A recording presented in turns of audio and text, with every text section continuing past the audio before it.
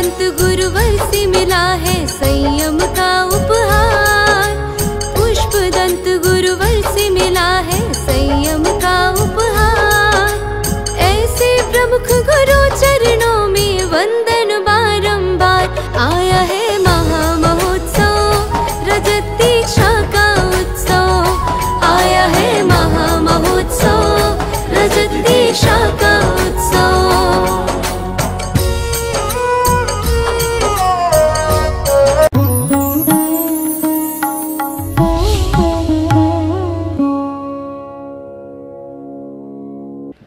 सिद्धों की आराधना, सिद्धों का स्वरूप, सिद्धों का जीवन कैसा है, हमने सिद्ध की आराधना करके मालूम किया।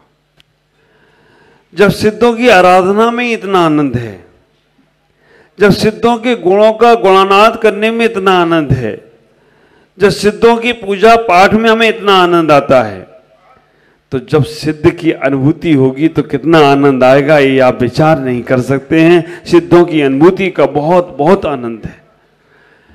आप विचार करके रखना, सुख को देखने का प्रयास करें। एक है सुखाभास, एक है क्षणिक सुख, एक है सुख, एक है अनंत सुख और एक है अव्ययवाद सुख। हम लोगों ने अपने जीवन को सुखाभास को ही सुख समझ रखा है।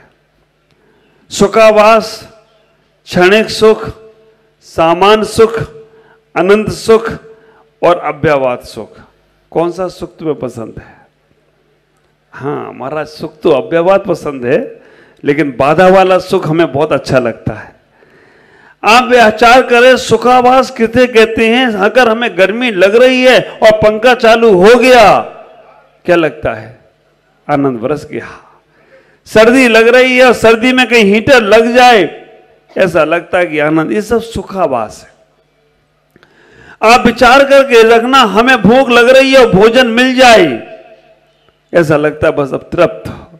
प्यास लग रही है और ठंडा कोल्ड पानी मिल जाए तो लगता है कि मजा आ गया। ये सब सुखाभास है। आप विचार करके रखना, दूसरे के पास कोई वस्तु है और उससे हमारे मन में चाह हुई और मिल गई, हम खुश हो गए, ये सब सुखाभास है। हम सुखाभास की यात्रा में इतने ज्यादा डूबे हैं कि घर अच्छा मिल जाए, मकान अच्छा मिल जाए, लाड़ी अच्छी मिले, बाड़ी अच्छी मिले और गाड़ी अच्छी मिले। तीन ही की यात्रा है तुम्हारी, लाड़ी, बाड़ी, गाड़ी। अगर ये अच्छी मिल जाए तो लगता है कि हमें सब मिल गया, लेकिन ये सब सुखाभास है। जो हम इन सुखाभासों में डूबे हुए लोग हैं, आप एक बार विचार करना कि अव्ययवाद सुख को हम कैसे प्राप्त करें। हमने जो संसार में जिनको सुख का साधन समझ रखा है, वो सब सुखाभास है। सुख का आभास है, उसमें सुख नहीं है। आप विचार करके रखना, अगर वो सुख होता तो वे दुख में परिवर्तित क्यों होता? एक चीज तुम्हें अगर वो अच्छी लग रही है, दूसरे दिन वो खराब क्यों लगती है? क्योंकि उसमें सुख नहीं है, वो सुख का आभास है। और जहां जहां सुख का आभास है, उसको तुमने शाश्वत समझ के रखा है, तो समझ के रखना तुम अभी बहुत दूर हो उस आत्मिक सुख से, वो अव्ययवाद सुख से, वो अनंत सुख से। सुखाभास। दूसरे नंबर पर क्षणिक सुख।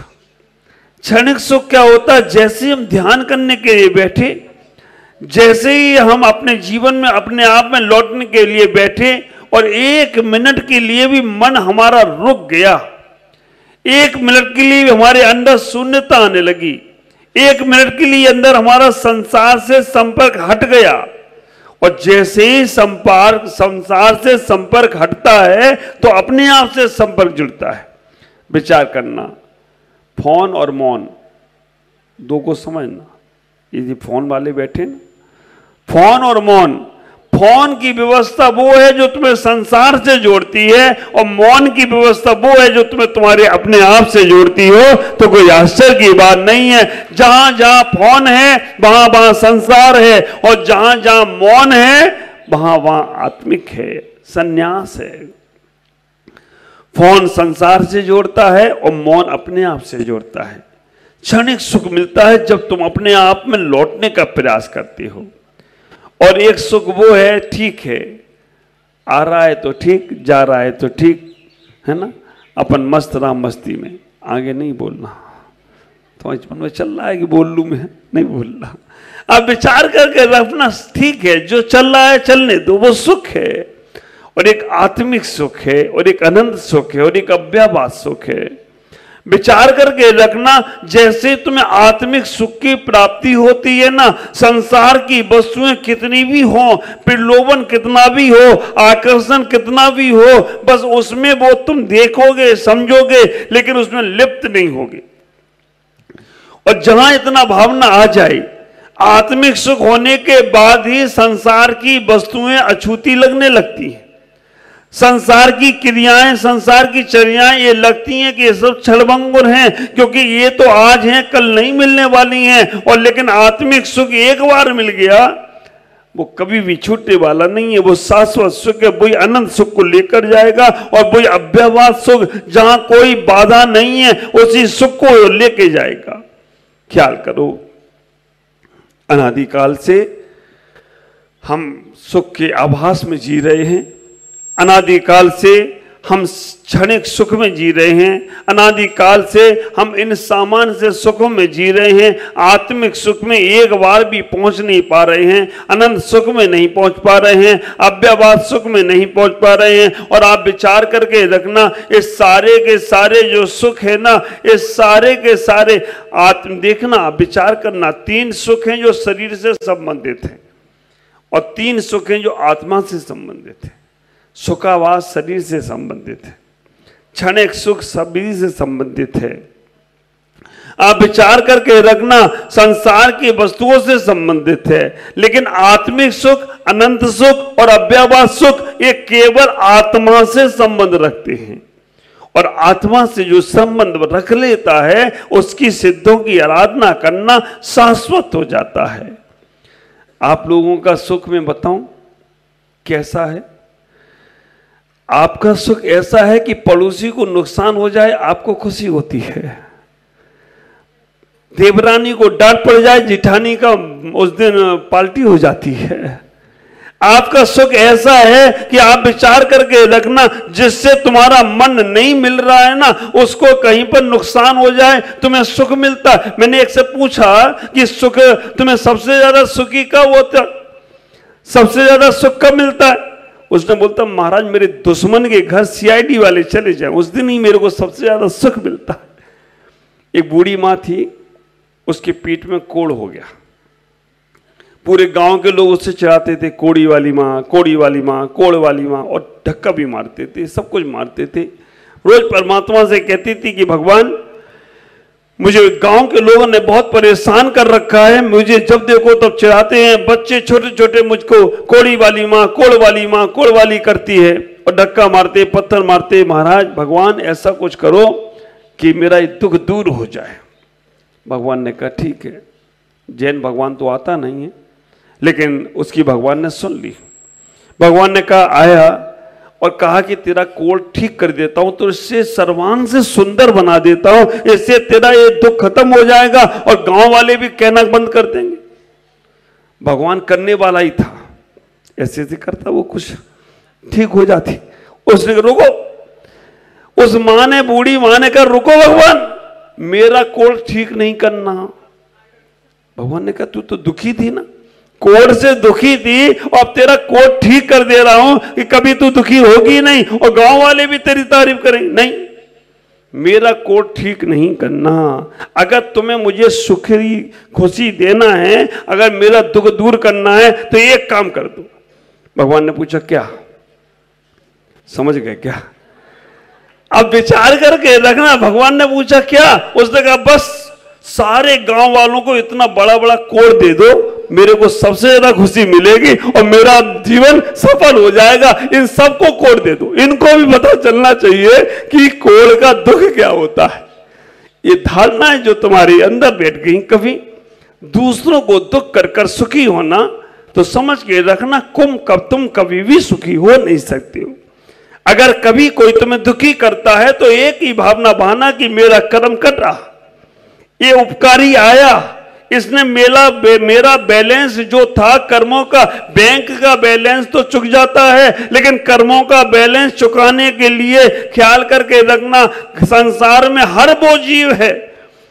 अभी मैं पंडित जी साहब से सुबह स्वाध्याय कर रहा था, चर्चा बहुत सुंदर सामायिक पाठ की पंडित जी साहब किसी जन साहब चर्चा चल रही है, और उसमें एक ही शब्द आया, अब विचार करके रखना, संसार में जो दुख है और सुख है, हम संसार में कितने लोगों से दुखी है? 95% लोगों से दुखी नहीं है, उनसे कोई लेना देना नहीं है। 5% लोग जो हम जिनके साथ रहते हैं, उठते हैं, बैठते हैं, खाते हैं, पीते हैं, उन्हीं से दुखी हैं और उन्हीं से सुखी हैं। आप विचार करके रखना, अगर वो तुम्हारे अनुकूल चलते हैं तो तुम सुखी हो जाते हो, और जो तुम्हारे प्रतिकूल चलते हैं तो तुम दुखी हो जाते हो। उन्हीं 5% से। अभी रास्ते में यहां पर प्लेन क्रैश हो गया, वहां पर गुजरात अहमदाबाद में, आप रोए थे क्या? नहीं रोए ना। और अपने छोटा सा घर का व्यक्ति या कहीं पे भी यहां से गिर जाए, दुख होगा कि नहीं? क्योंकि जिससे तुम्हारा अटैचमेंट है उसी से तुम्हें सुख और दुख है। अगर वो व्यक्ति तुम्हें अच्छा, तुम्हें संसार के लोग सब सम्मान करें, तुम्हें कोई फर्क नहीं पड़ेगा, लेकिन तुम्हारे घर के लोग सम्मान करें तो तुम्हें लगता है कि हाँ मेरी कोई इज्जत है।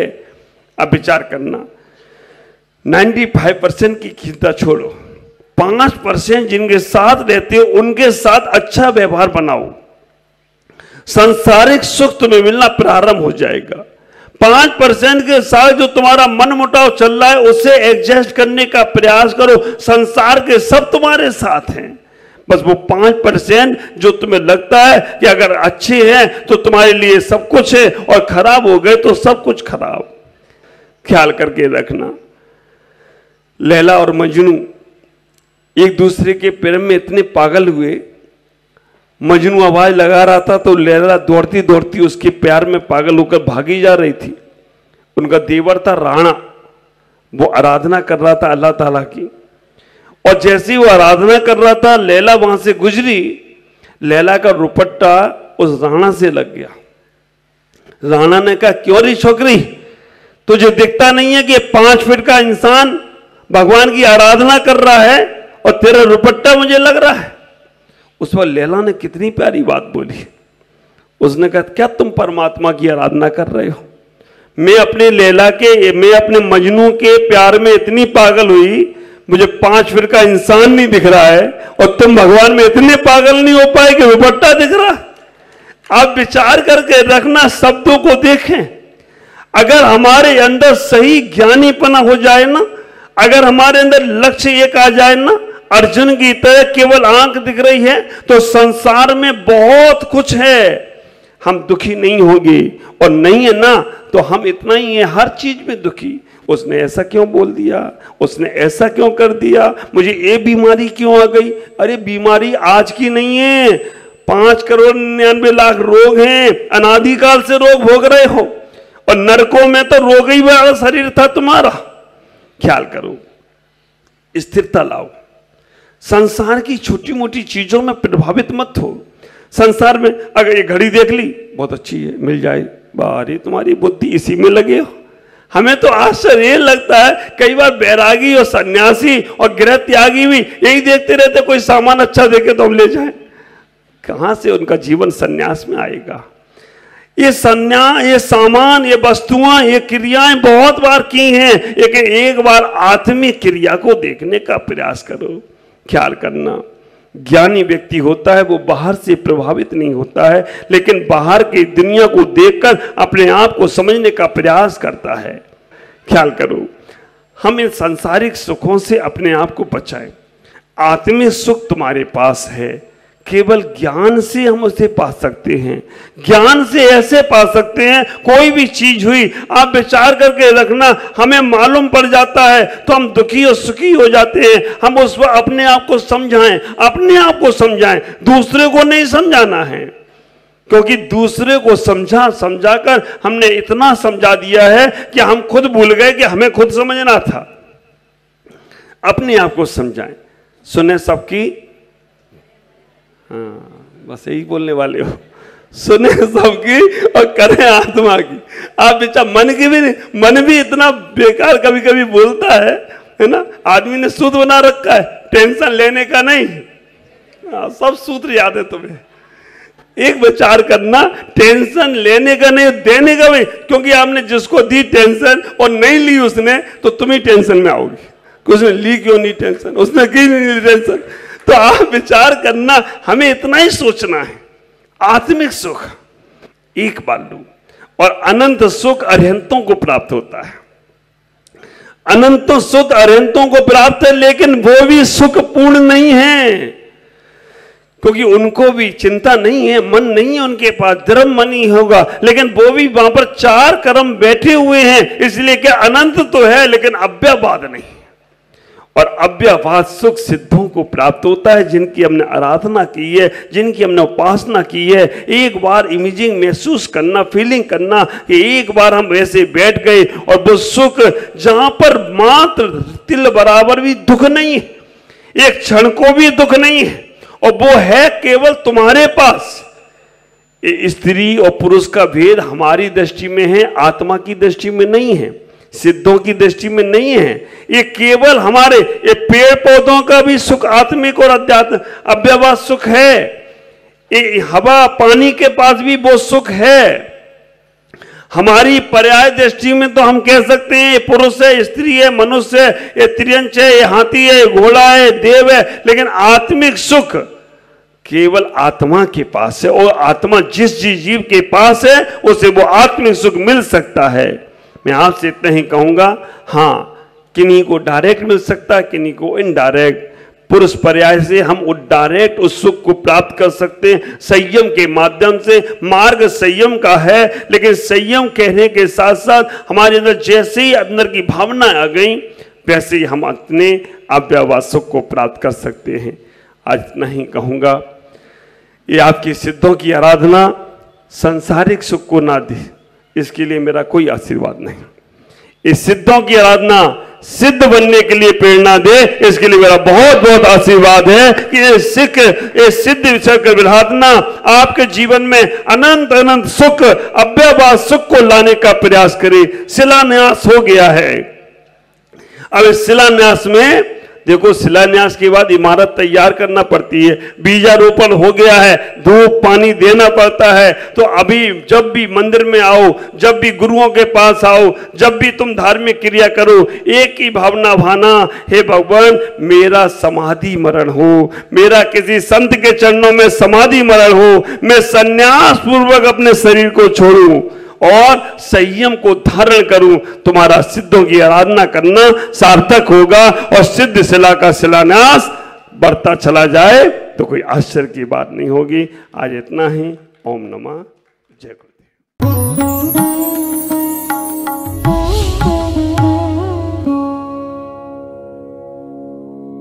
ज्ञान एवं संस्कार का अद्वितीय संगम, मुनि प्रमुख सागर जैन पब्लिक स्कूल उत्तर प्रदेश प्रांत के जिला इटावा की पुण्य भूमि कुनेरा में परम पूज्य पुष्पगिरी तीर्थ प्रणेता आचार्य श्री 108 पुष्पदंत सागर जी महाराज के मंगल आशीर्वाद एवं परम पूज्य भारत गौरव आचार्य श्री 108 प्रमुख सागर जी महाराज की पावन प्रेरणा से स्थापित मुनि प्रमुख सागर जैन पब्लिक स्कूल, जहां भावी पीढ़ी को न केवल लौकिक शिक्षा प्रदान की जा रही है, बल्कि भारतीय संस्कृति और उत्तम संस्कार भी प्रदान किए जा रहे हैं। यही शिक्षा समाज में जागरूकता, नैतिकता और समता का भाव जागृत कर रही है, तो वहीं ये संस्थान भविष्य का मार्गदर्शक बनकर एक सशक्त समाज के निर्माण में सहायक सिद्ध हो रहा है। इसके अलावा कक्षा 8वीं तक की शिक्षा प्रदान करने वाले इस स्कूल में पूज्य गुरुवर की अनुमति से अब कक्षा 12वीं तक के विद्यार्थी भी लाभान्वित हो सकेंगे। अब ये विद्यालय कक्षा 8वीं से 12वीं तक प्रारंभ होने जा रहा है, अतः निर्माण कार्य के शीघ्र आरंभ हेतु सधर्मी बंधुजन अपना अपना धर्म योगदान देकर इस पुण्य कार्य में सहभागी बने और अनंत कालीन धर्म लाभ अर्जित करें। अधिक जानकारी एवं सहयोग हेतु संपर्क करें छुलक Shri Paramanand Sagar ji, Anand Baba, Shri Chhavi Sethi, Dimapur. Mobile number 9436003664 Shri Rajesh Elani Dimapur, mobile number 9346666666। Sangeeta Jain Etawah, mobile number 9897795058। Shri Mithun Jain Etawah, mobile number 7300726318 एवं 9411989700। बैंक डिटेल्स: बैंक का नाम बंधन बैंक, खाता संख्या 10220004832568, IFSC कोड BDBL 002101। खाता नाम श्री दिगंबर जैन आचार्य प्रमुख सागर सेवा ट्रस्ट।